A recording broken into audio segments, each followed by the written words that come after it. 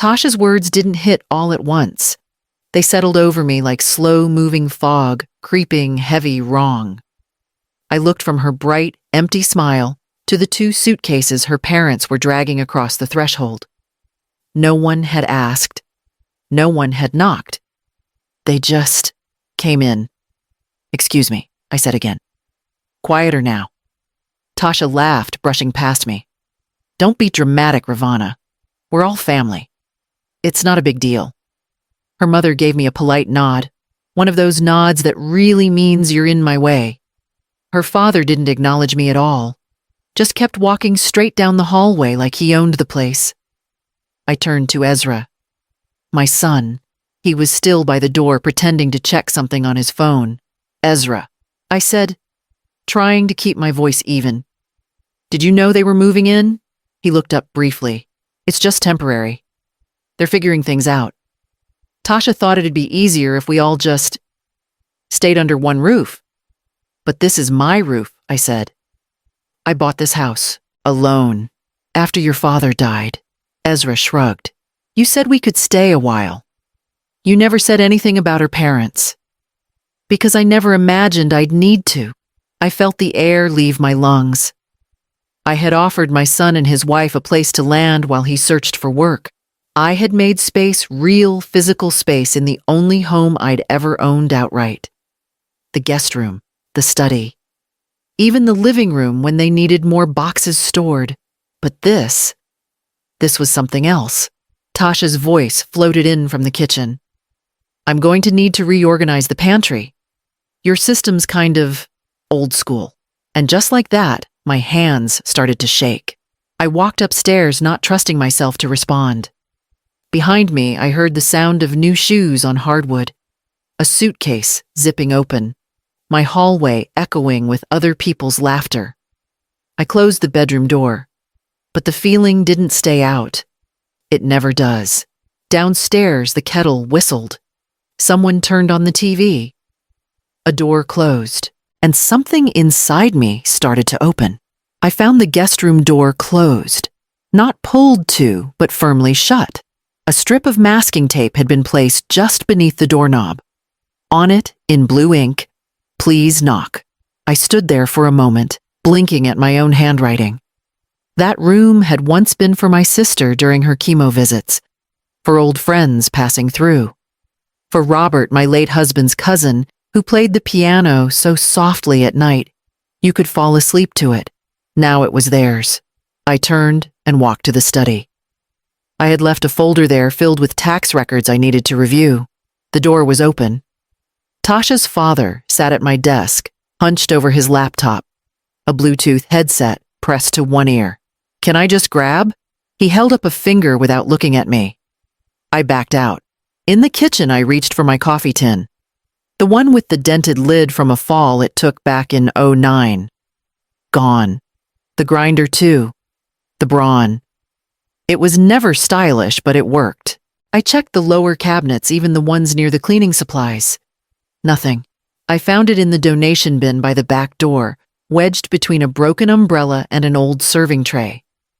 "Tasha," I called, trying to keep my voice steady. "Did someone toss out my grinder?" She didn't answer right away. She was on the couch, painting her toenails a shade of coral I'd once worn to Robert's retirement dinner. Her mother answered from behind me. "We brought a French press. Yours was too noisy." "It was mine," I said, picking it up. She shrugged. "We prefer quiet in the mornings." I wanted to say, "This is my morning, my kitchen, my life." But instead, I wrapped the cord neatly around the base and placed it back in the cabinet like it still had a right to be there. That night, I made coffee with their French press. It tasted fine, but it wasn't mine. And when I walked into the garage to find something familiar, even the tool wall had been rearranged. The laundry room smelled like detergent and steam. I stood in the corner watching the coffee drip through my old machine, its faint gurgle drowned out by a running dryer and the hum of voices from the hallway. Ezra walked in, already dressed, scrolling through his phone. "They just need some space, Mom," he said, without looking up. "It's not a big deal." I didn't answer at first. I handed him a mug. He took it absently. "Whose space?" I finally asked. He exhaled, frustrated. "Why are you being difficult?" "Because I gave you this space.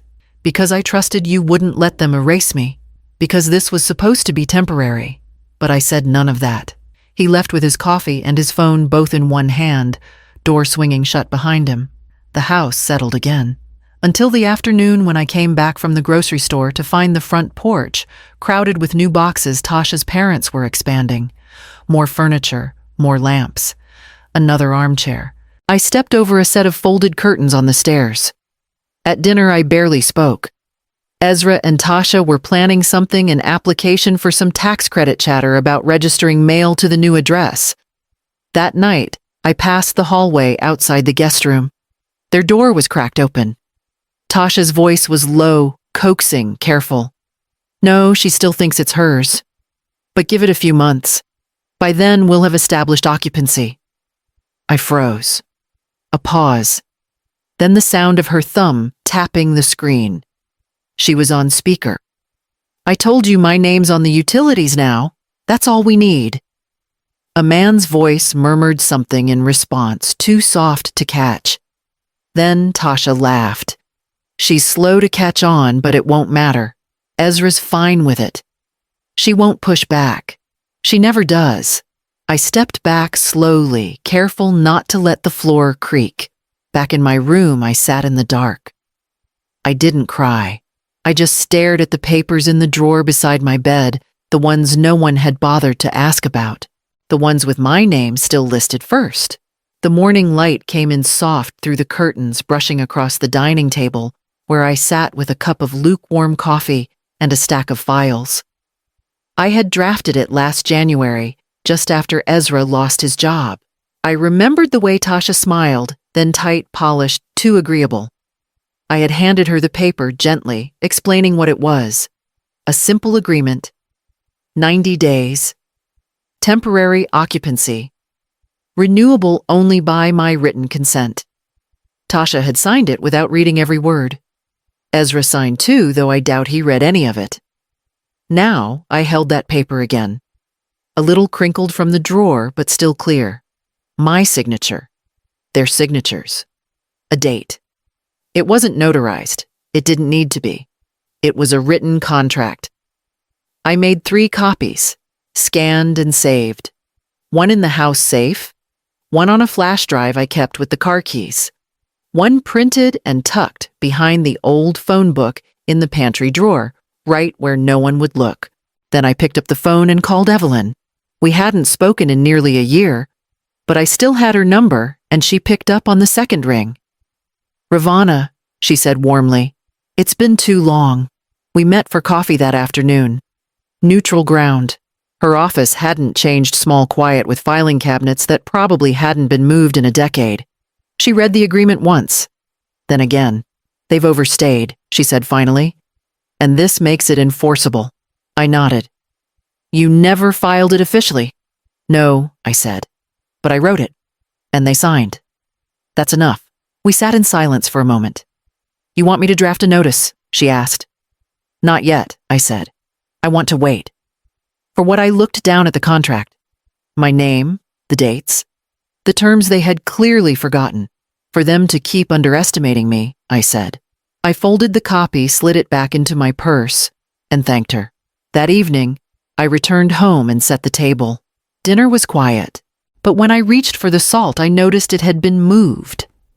Again, the smell of fabric softener lingered as I stepped into the nursery arms full of folded towels. Tasha's mother was already there, sorting my grandson's clothes into unfamiliar bins. She didn't flinch when she saw me. "I'll be taking over his bedtime routine," she said, without looking up. "You make him too soft." I set the towels down slowly. "This is my house. This is my grandson." She raised her eyebrows like she pitied me. "Children need structure." Ezra and Tasha agree. Before I could reply, I felt another presence in the doorway. Tasha, arms crossed, face unreadable. "You're being territorial," she said, tilting her head. This isn't about control, Ravana. It's about what's best for Robert. I steadied my voice. I'm not being territorial. I'm being clear. Your parents are guests here. Tasha laughed softly. Then maybe it's time you sleep like one. She turned and walked off, not bothering to wait for a reply. I stood there for a long time. My hands clenched, my pulse racing. I didn't say another word. Not that night. But the next morning, something was different. I came back from the grocery store and froze. My room was empty. No mattress, no bedding, no dresser. Gone. I found it all stacked in the garage. Not thrown or damaged, just moved. Like it was a casual decision. Like I'd been gently evicted from my own bedroom. In its place, the study had been transformed. Curtains drawn, new lamps framed photos I'd never seen before. They had claimed the master bedroom, and no one even left a note. I walked to the kitchen. Ezra sat at the table with a bowl of cereal, his eyes on the news playing quietly in the background. He didn't look up. Tasha said it'd be better this way, he muttered. I didn't answer. Instead, I poured myself a cup of coffee from the machine they had tried to store away. Then I went back to the garage and sat on the edge of the mattress. And I started writing a letter.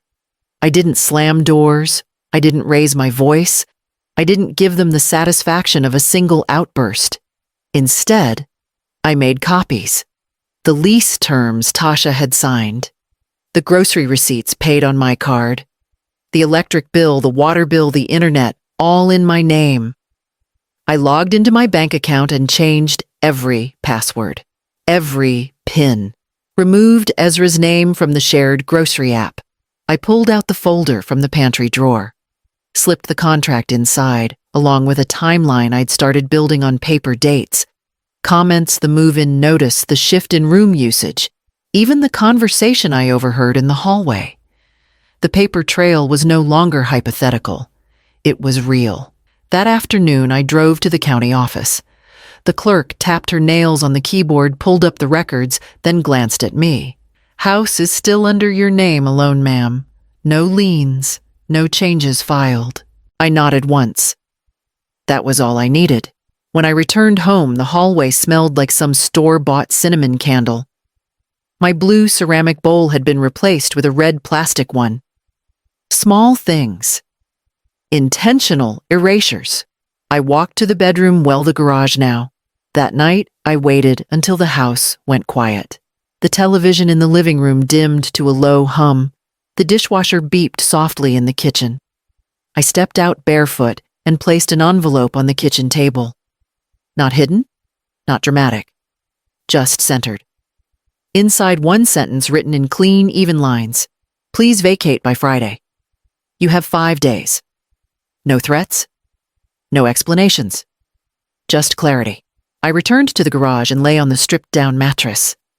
The ceiling rafters above me were thick with dust and cobwebs, but I stared at them with a strange sense of peace.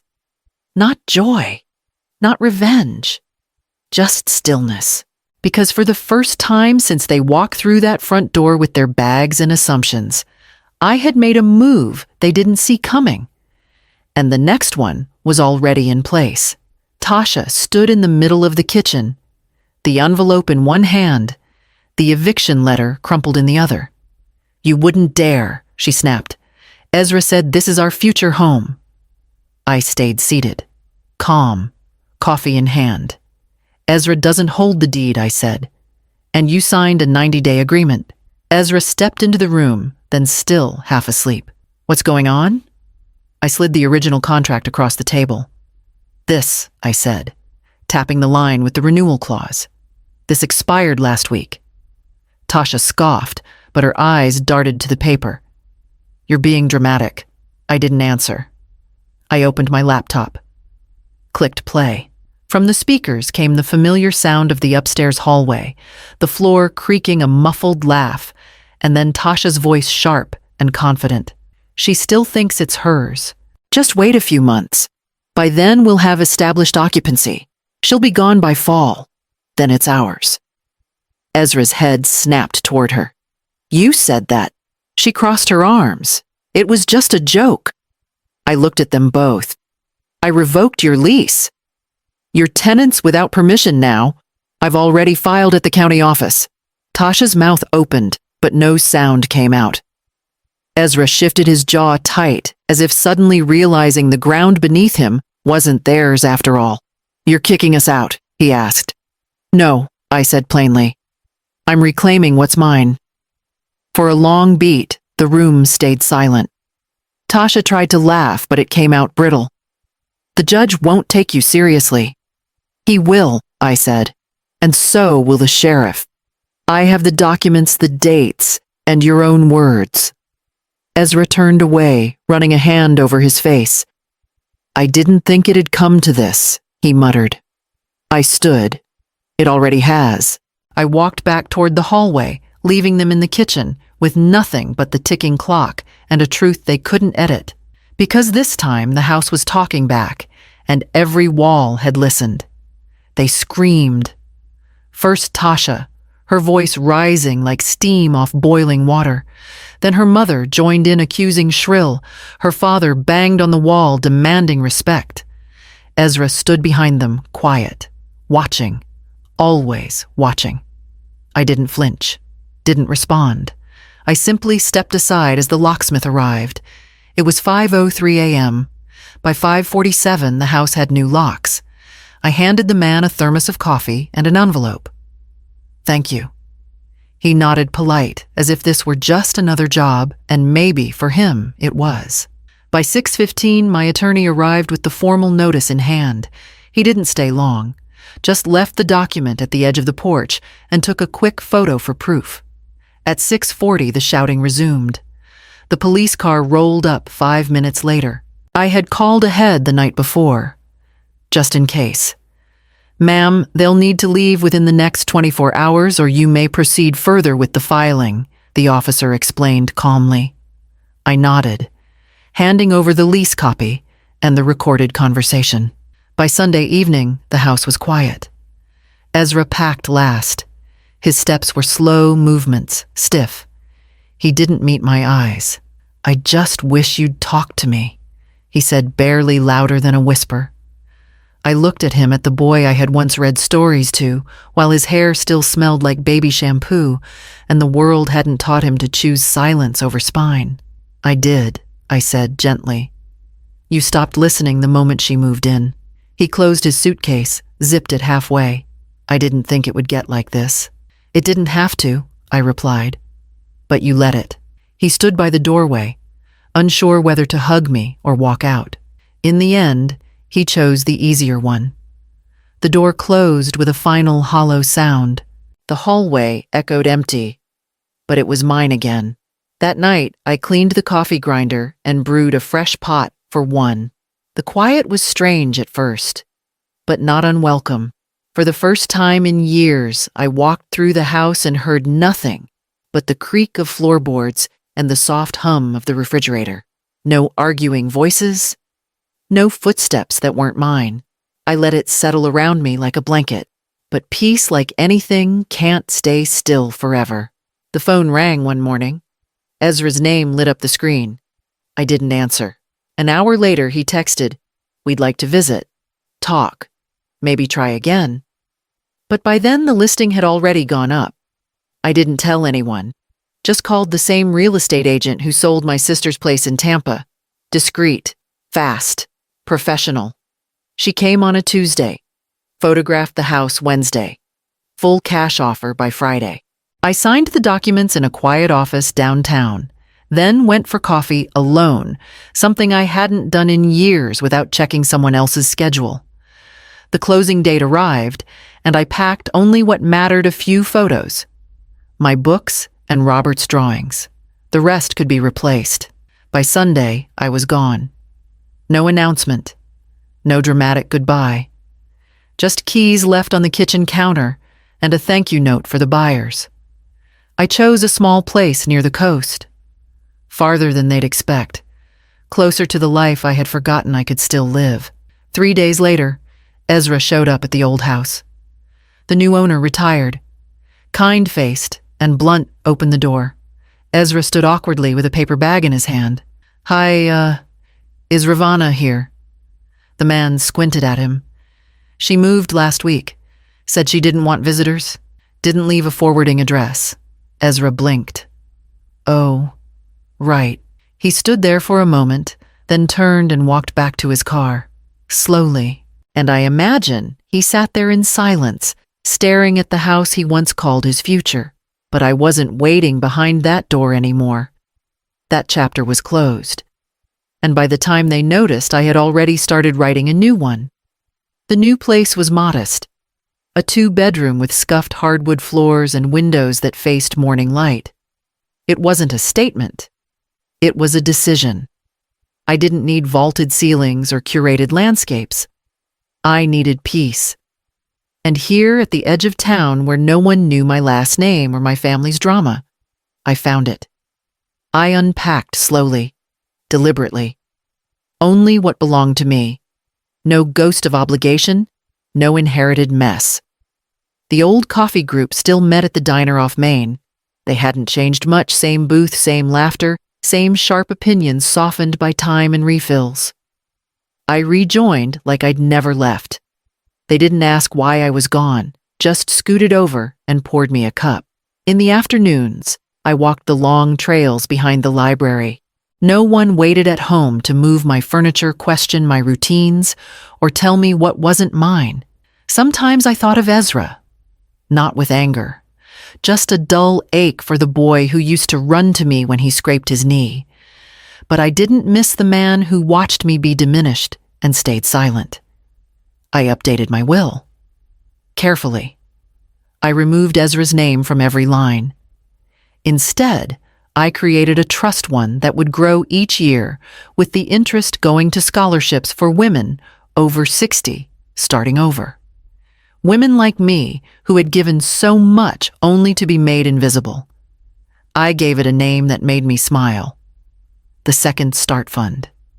It wasn't about revenge, it was about clarity. About rewriting the end of my own story instead of letting someone else scribble over it. One evening, as I sat on the back porch with a cup of strong coffee, a letter arrived. No return address, but I recognized the handwriting. Ezra's. I didn't open it. Not yet. I set it on the table beside me, breathed in the clean air, and let the day finish gently. My name was no longer on the deed to that house, but it was still on what mattered.